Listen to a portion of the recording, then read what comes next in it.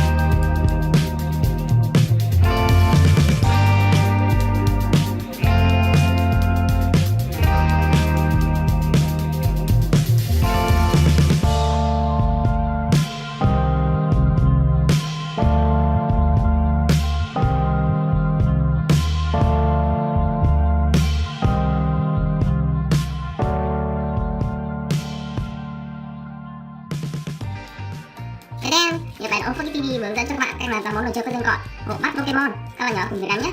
Kênh này chia sẻ video này cho bạn bè và đăng ký kênh của All4Kids TV. Để đây thì xin chào và gặp lại. Bye bye.